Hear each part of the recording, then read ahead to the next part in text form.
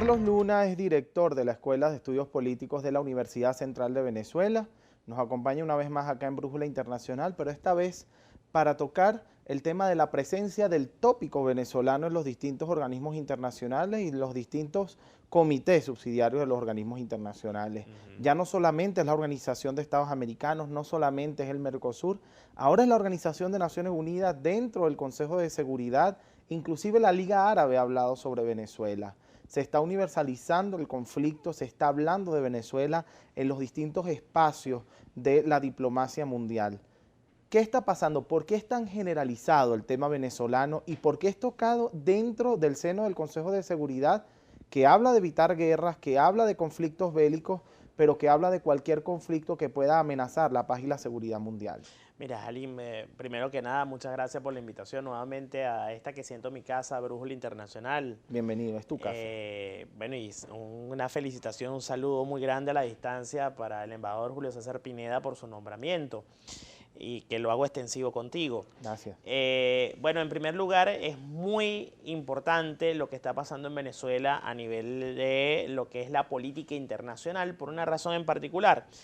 Venezuela se ha convertido en un tópico que empezó siendo por el lado de la democracia, de la medición de lo que es la calidad democrática y lo que son los nuevos estándares de medición de una democracia y de la calidad democrática, que no solamente significa legitimidad de origen, que es la emanación del poder producto de unas elecciones universales, directas y secretas, sino también es la calidad del gobierno y la calidad de esa democracia en términos de ejercicio.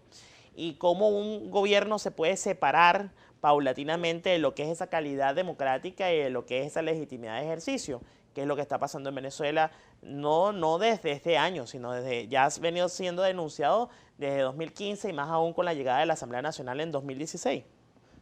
Pero ahora todo lo que está ocurriendo en estos 3 meses de protestas hace pensar a la sociedad internacional que existen una presunción, por lo menos, de violaciones sistemáticas y cada vez más masivas de derechos humanos. Estamos hablando de prácticamente 70 personas fallecidas con situaciones que están marcadas por la opacidad. Es decir, no hay una aplicación efectiva del Estado de Derecho, hay una posible exacerbación y utilización excesiva de la fuerza para la represión de manifestaciones públicas, por lo cual ya preocupa, por ejemplo, por el lado de la Corte Penal Internacional del Estatuto de Roma, del cual Venezuela es signataria, preocupa que pudiera generarse crímenes de lesa humanidad, producto sobre todo de lo establecido en el literal H, que reza que crímenes de lesa humanidad es contra una población con un pensamiento político determinado. Eso podría ser. Bueno, no solo preocupa, también ocupa, porque ya se activan los mecanismos de investigación. Así es. Y eso es lo que está sucediendo. Así es. Y además de eso, ya se está hablando también de cómo el caso venezolano podría hacerse extensivo a otros países y a la región como tal, la América Latina, y que eso pudiera alterar el orden desde el punto de vista geopolítico, y por eso es que la Organización de Naciones Unidas, en el marco del Consejo de Seguridad, que bien sabemos que es el organismo de Naciones Unidas especializado en tratamiento de temas de seguridad y defensa a nivel internacional, entonces, y de garantizar la paz y seguridad internacionales, entonces por esa razón es que se ocupa el Consejo de Seguridad de estos temas. Bien, pero más allá de la ocupación del Consejo de Seguridad en estos temas, hablaba sobre el Estatuto de Roma y los crímenes de lesa humanidad, Sí. que son crímenes en contra de una población adversa. Así es. El Estatuto de Roma, creado en 1998, establece 4 delitos penales internacionales fundamentales. Entre ellos los crímenes de lesa humanidad, pero existen otros delitos no contemplados, que están dentro de la universalización del derecho, sí, y que pueden ser motivo de sanción para cualquier funcionario venezolano en otro país. Hablemos un poquito de esta universalización del derecho con las acusaciones que se hacen en los Estados Unidos en contra de funcionarios de nuestro país o de cualquier otro país. Tal es el caso de Martinelli, por ejemplo, el exmandatario de Panamá. Correcto. Es que, mira, fíjate, dentro de la globalización se ha establecido, o después de la caída del muro de Berlín, fundamentalmente, y esa evolución propia del derecho internacional público, se ha empezado a hablar de que no se juzga, y eso lo decimos en clase, no se juzga ya los estados como tal, o sí se juzga, pero se ha ido más en esa profundización del derecho internacional, en el sentido de que quienes ostentan el poder provisionalmente, los poderes del Estado, abusen de ese poder y que ese abuso de poder puede generar crímenes contra la humanidad. Así es. A partir de eso es que se crea el Estatuto de Roma, la Corte Penal Internacional, y los estados empiezan a ver ya sanciones más individuales. Y eso es lo que ha llevado a hablar de lo impropio, por lo menos académicamente hablando, de ese término de terrorismo de Estado. Porque no hemos visto nunca al Estado como ficción político-jurídica con una metralleta en la mano. Lo que hemos visto son a las personas que ejercen los cargos direccionales del Estado abusando de sus competencias, saliéndose del marco de la ley para tratar de mantenerse en el poder de manera violenta contra una masa que lo pueda adversar. Bien, doctor Carlos Luna, quiero dejar una pregunta al aire para la próxima parte, y es que va a haber una reunión de cancilleres de alto nivel en la Organización de Estados Americanos. El resultado de esta reunión pudiera ser importante porque es una reunión que se ha venido suspendiendo y es para discutir el caso venezolano. Correcto. En la próxima parte vamos a hablar sobre la importancia de esta reunión y las repercusiones que puede tener para el caso venezolano y la situación que estamos viviendo actualmente. Ya regresamos.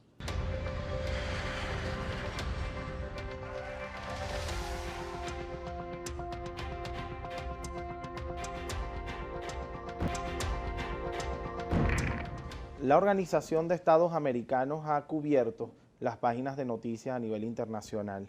Nosotros acá en nuestro programa hemos hecho distintas menciones acerca de este tema y sobre todo tocando el tema venezolano, porque la Organización de Estados Americanos es quizás la organización regional por excelencia y es la que pues debería salvaguardar o proteger los intereses de los países latinoamericanos ante la humanidad, ante la comunidad internacional.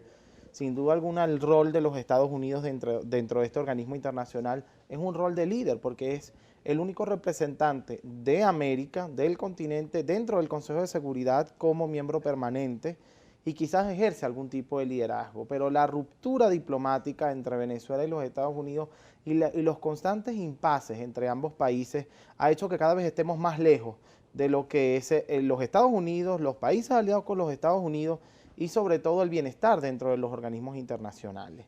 Dejamos al aire una pregunta interesante. ¿Qué va a pasar después de esta reunión de cancilleres que se ha pospuesto? Mira, respecto a lo primero que decías, hacer una precisión.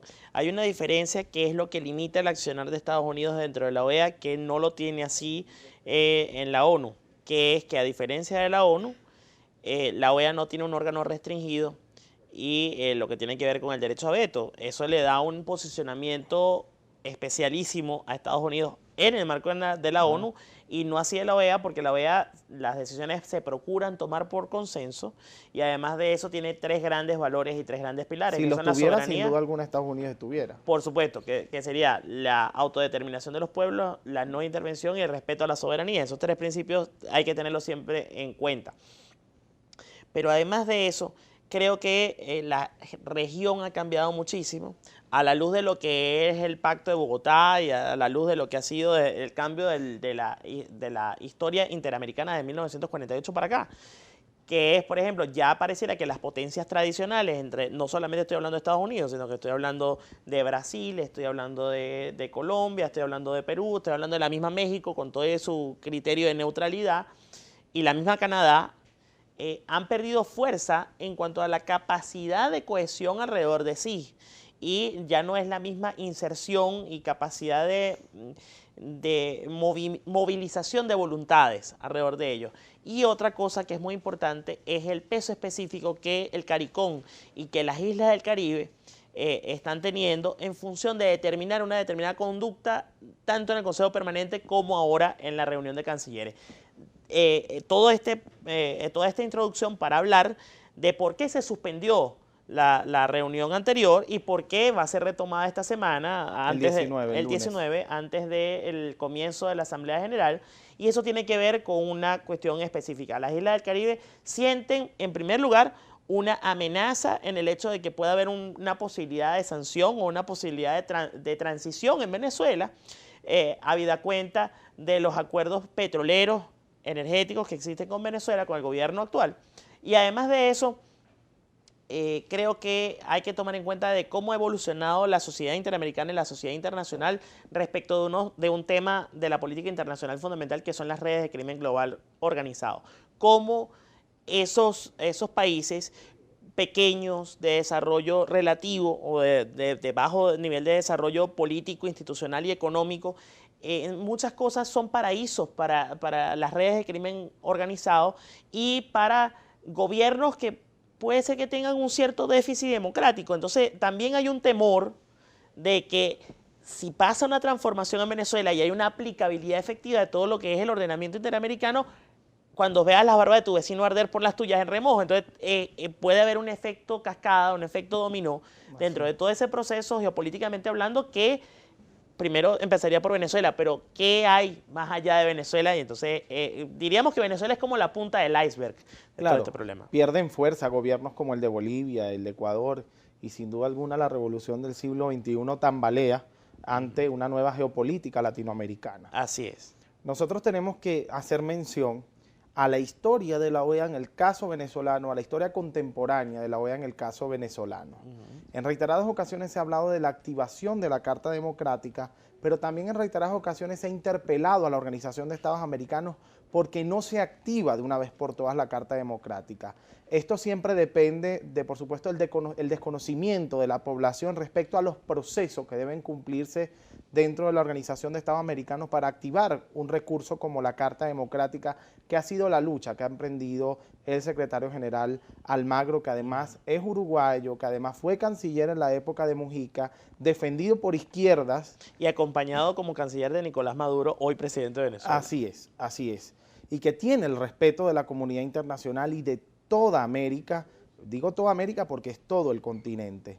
¿Qué ha pasado? ¿Por qué no se ha activado la Carta Democrática y cómo puede coadyuvar esta reunión de cancilleres a la definitiva aplicación de la misma? Mira, yo considero que la Carta Democrática Interamericana sí está aplicada y sí se está aplicando. Lo que pasa es que efectivamente una de las grandes deficiencias de la OEA es lo que está afectando este proceso. ¿Por qué si digo que sí está aplicada? Porque desde que el secretario general Almagro hace la presentación de su primer informe, entonces, ¿qué es lo que pasa? Ya hay una revisión colectiva, que ese es el primer requisito de la aplicación de la Carta Democrática Interamericana, una revisión colectiva de los Estados miembros en Consejo Permanente.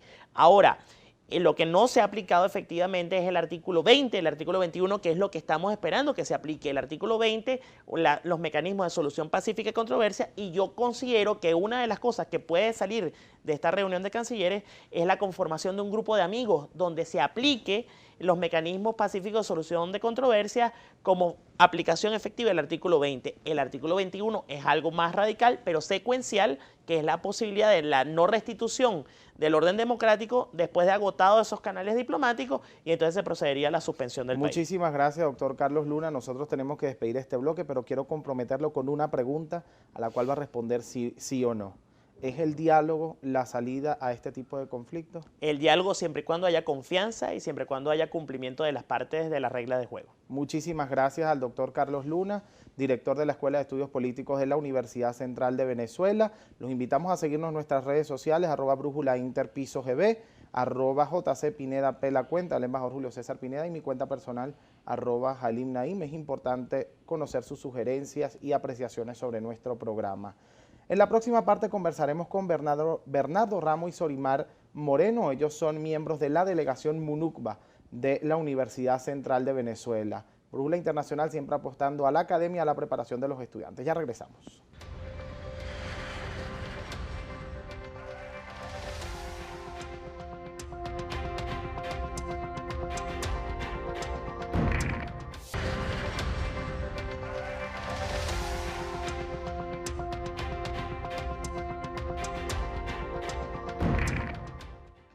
Bernardo Ramos y Solimar Moreno son delegados de MUNUCBA UCB. En la delegación de MUNUCBA UCB viaja a Buenos Aires, participa representando a Venezuela como delegación, pero a cada uno de los países que le asignen dentro de cada uno de los comités. Acá hemos en reiteradas ocasiones tenido estudiantes como ustedes que van a viajar al exterior, que nos van a representar y que por supuesto estamos seguros que van a hacer un gran papel. Venezuela tiene en el ranking mundial el número 1 como el mejor país en modelos de Naciones Unidas y quizás estos debates nos han ayudado a generar sentido crítico y a ayudar a coadyuvar a la paz y a la reconciliación entre aquellas personas que tienen posiciones hostiles ante cualquier circunstancia. La primera pregunta, y es obligatoria, por supuesto atendiendo a la realidad del país, ¿es lo mismo dialogar que negociar? Bueno, ante todo, muchísimas gracias por la oportunidad. Antes de iniciar con respecto a la pregunta, me gustaría comentar que el modelo universitario de Naciones Unidas de la Ciudad de Buenos Aires es lo que representa las siglas que significa MUNUCBA. Con respecto a dialogar y negociar, es importante destacar que en los modelos de Naciones Unidas lo que se desarrolla es la capacidad de intercambiar ideas, de intercambiar opiniones para generar un punto común, un punto en concreto para las soluciones de todos que nos involucren a todos. Con respecto a si es lo mismo, sí. Dialogar significa un conjunto de intercambio de ideas, pero lo importante de esto es llegar a un punto en concreto y esto es a través de la negociación. Claro, dialogar es el primer paso para lograr una negociación, pero si no existe voluntad de negociación, nunca se va a poder llegar a una solución. No. Bien, ahora sí háblenos un poquito, vamos a adentrarnos un poco a lo que es el tema de la delegación. Tú eres el Head Delegate, el jefe de delegación MUNUCBA. Tienes la responsabilidad no solamente de llevar toda la parte logística de la delegación, sino de apoyar a los faculty o los faculty advisors, los asesores de la delegación en la parte académica. ¿Cómo es tu preparación y cómo es la preparación de los delegados? Bien, siendo el jefe de la delegación, nuestra delegación está estructurada por 4 jefes. Yo represento al jefe de la delegación, hay un jefe académico, un jefe legal y un jefe financiero. Entre nosotros nos reunimos para determinar cuáles son las actividades más importantes y cuáles son aquellos elementos que los delegados necesitan potenciar y que creemos que son en los que están fallando. Con respecto a eso es que nosotros determinamos cuáles son las actividades. Pues ya se han realizado diferentes actividades en lo que va de proceso. Nosotros comenzamos en febrero y pues hemos realizado actividades de negociación, de oratoria, de redacción, de trabajo en equipo, que es muy importante también en los modelos de Naciones Unidas, y pues los delegados, ellos también asumen una postura crítica con respecto a lo que es el desenvolvimiento del proceso, porque si bien es cierto que ellos son instruidos por parte de nosotros, también queda con respecto al desenvolvimiento de ellos y pues también el trabajo propio que pueda realizar cada delegado para lo que es el crecimiento integral de cada uno de los miembros de la delegación. ¿Qué estudias? Derecho.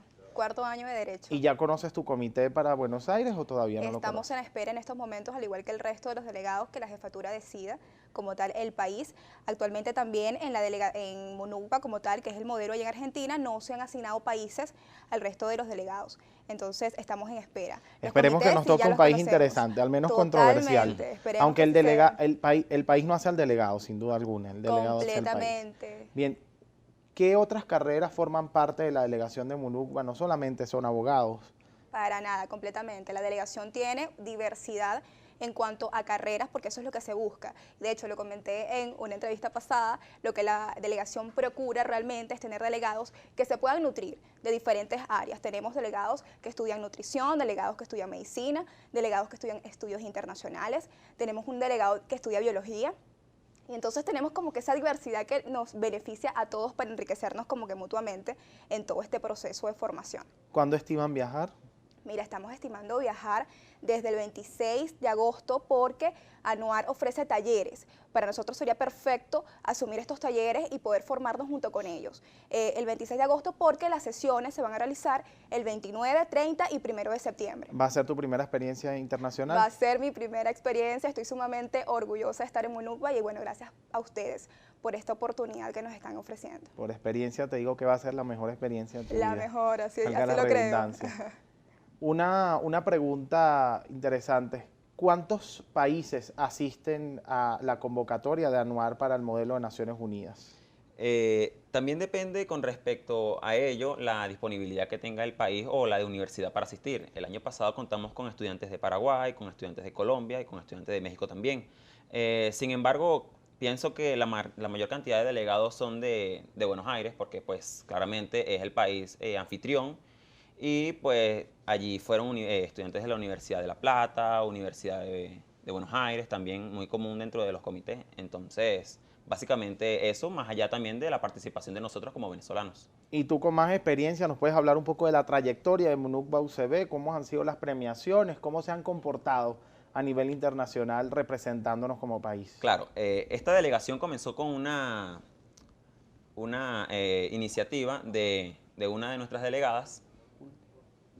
Esta trayectoria comenzó como una iniciativa de una persona llamada Adalis González. Ella es una persona que tiene muchísima experiencia en modelos de Naciones Unidas, pero después de incursionar en las diferentes delegaciones de la Universidad Central, quiso ir como independiente a este modelo que ofrece Anuar, que es MUNUCBA. Esto comenzó en el año 2013. Y pues le gustó la experiencia y a raíz de eso comenzó todo lo que es este proceso de MUNUCBA. 2013, 2014, 2015, 2016 y actualmente 2017. ¿Y son la única universidad venezolana que asiste? Así es. Somos la única universidad, de hecho, la única representación venezolana que va al modelo somos nosotros. Eso es positivo, porque la más grande competencia en los modelos de Naciones Unidas siempre va a ser otra universidad venezolana. Sí, así es. Sorimar, te deseo el mayor de los éxitos en tu primera experiencia internacional en modelos de Naciones Unidas y a ti, por supuesto, que vuelvan a traerse todos los premios y que nos sigan representando y llenándonos de orgullo, porque pues sin duda alguna en Venezuela, tanto los estudiantes como los deportistas tienen en sus manos las buenas noticias y aquellas cosas que nos llenan de alegría y nos llenan de orgullo a pesar de las circunstancias. La mayor de las suertes y el mayor de los éxitos para MUNUCBA UCB, que logren consolidar su viaje, que nos representen y que nos traigan a Venezuela la gran noticia de convertirse en la mejor delegación. Vamos a un corte y ya regresamos con más de Brújula Internacional.